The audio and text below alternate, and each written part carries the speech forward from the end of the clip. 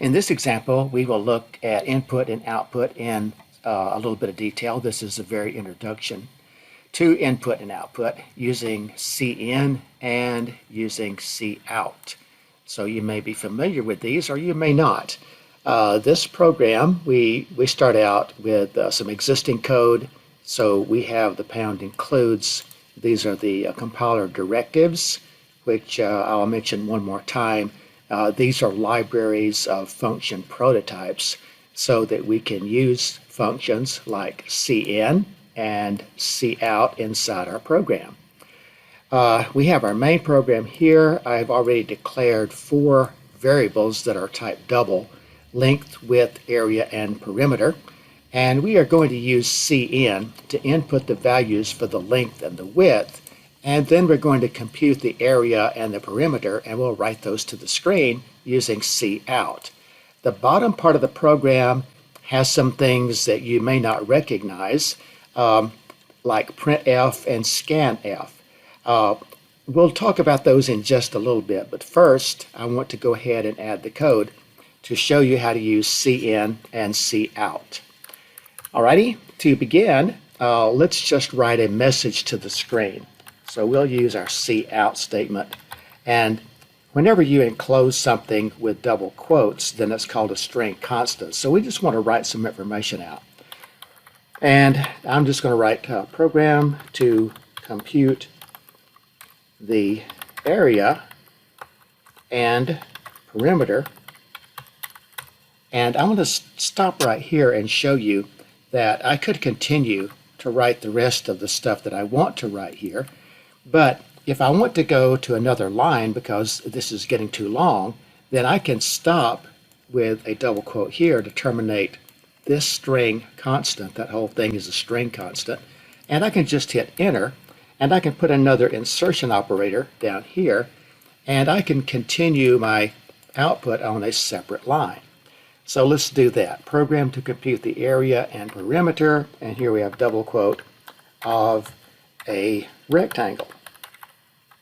Okay, so you can extend this across several lines if you want to. And since this is the end of what I want to write out, I'm going to put an end line here and then close that with a semicolon. So an end line just means that when we print out this entire sentence, we will go to the next line on the screen. So we'll not leave the cursor right there after the period. It'll go to the new line. Okay, I'm just going to line those up a little bit. So the cout statement, whenever you use cout, then you have the insertion operator pointing to the left, then whatever item that you want to write, and in this case we're closing it here. The second item that I want to write is this continuation, this other string constant, but since it's a separate thing, I have to use a additional insertion operator here. So for every item that you're outputting, just put this insertion operator between them and you're good to go. And finally, here's the insertion operator again, and then we do an end line. All right, so point being, you can extend this cout statement over several lines. You terminate it finally by using the semicolon. Now, let's move on and let's use cin.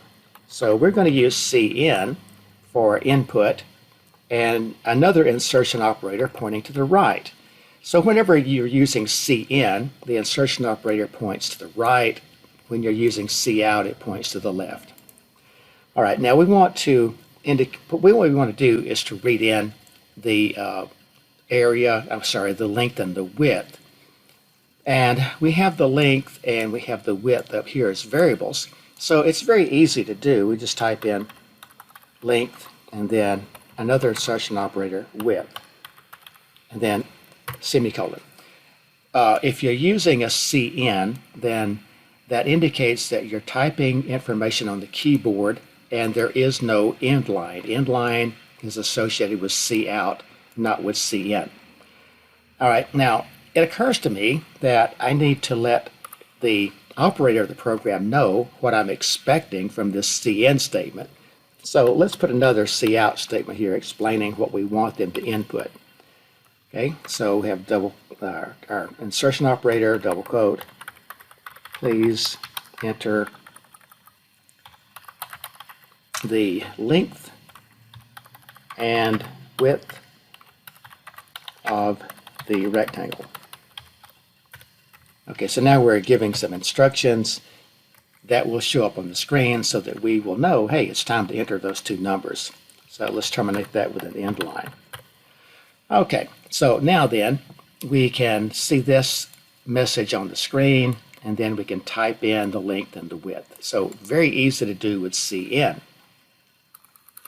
Now after we have typed in the length and the width, let's go ahead and compute the area and the perimeter as I've shown. We have the variables for that. Okay, so area is just equal to the length times the width. So that's one calculation.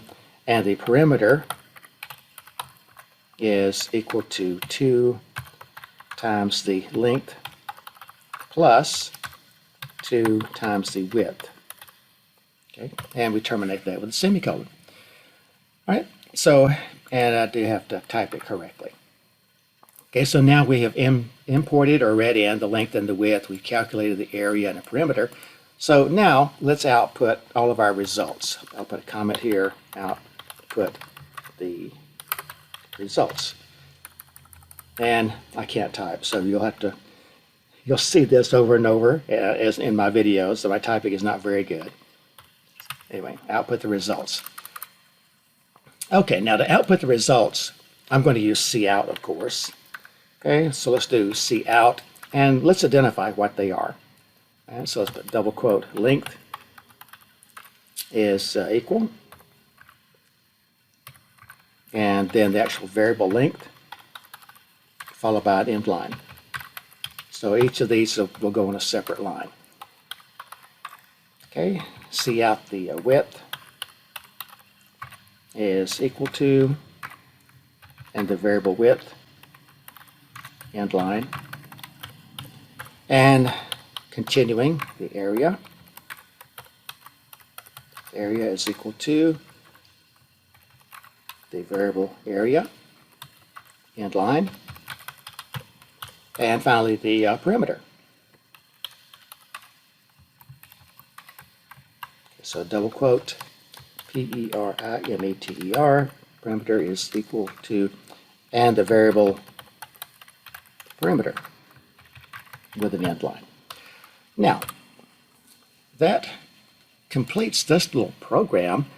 And what I want to do here, I know we've got some other stuff that's showing up down here that I'll explain very soon, but I'm going to interject here a system pause.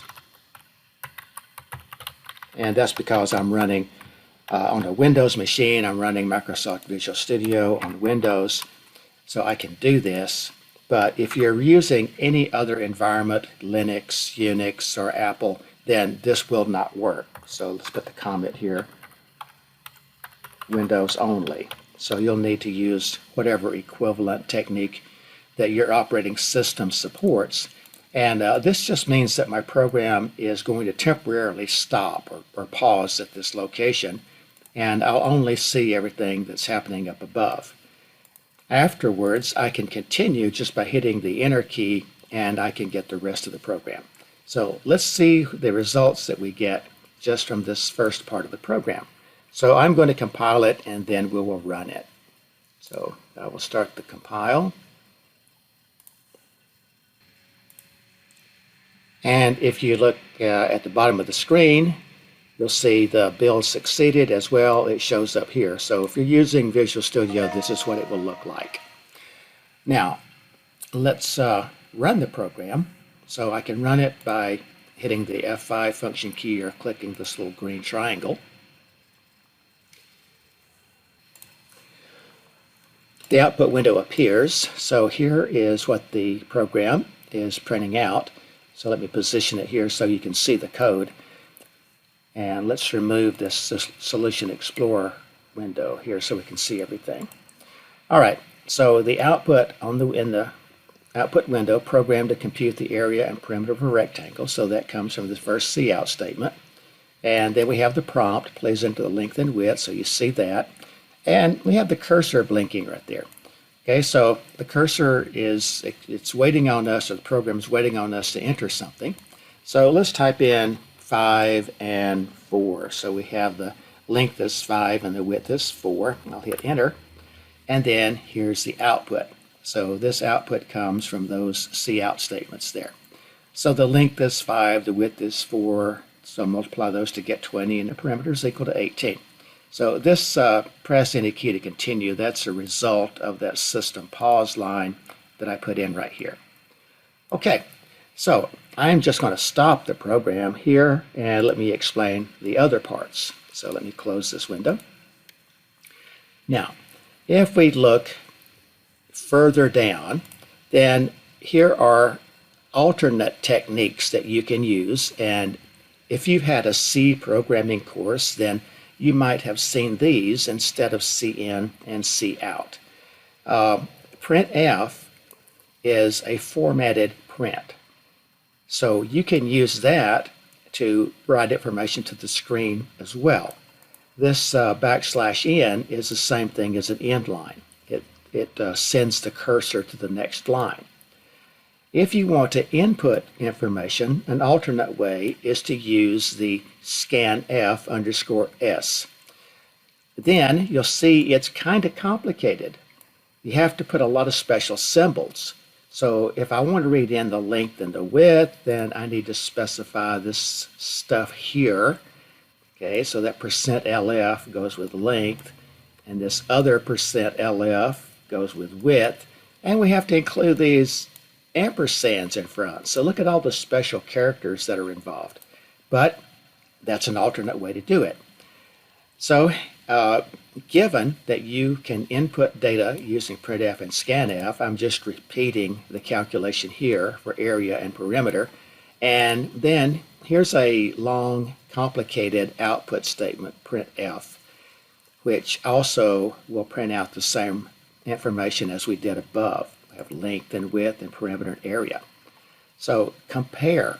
Look at the input for cin up here and compare that to the scanf that's used for input here.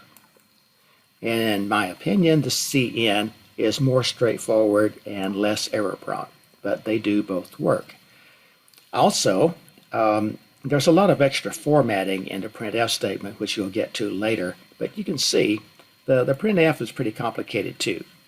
So again, if you want to use printf, it works, but you might choose the cout method because it's also simpler to use. Now, let's run the program again, and we'll do the first part with the cin and cout, and we'll see the second part with printf and scanf. Okay, so I am going to run the program again. I don't have to recompile because it already works. So I'll start the program. Okay, so here's the first part again, and this is what we did with cin and cout. So let's put in the length and the width. I'll use a different length and width this time. Okay, so that was done with this upper part of the program. Then when I hit any key to continue, we'll see the results from the printf and the scanf. Right. So now it says enter real numbers for the length and the width. So that's coming from that printf statement you can see here.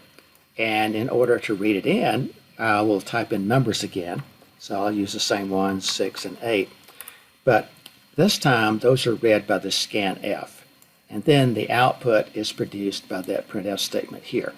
So you can see that now we get with printf the length and the width and the perimeter and the area.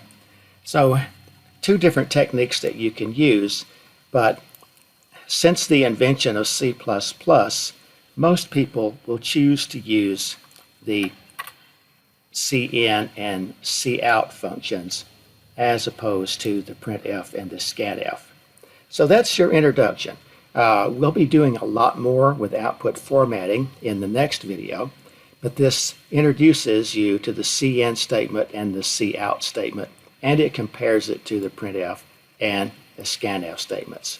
So that's all I have for this video.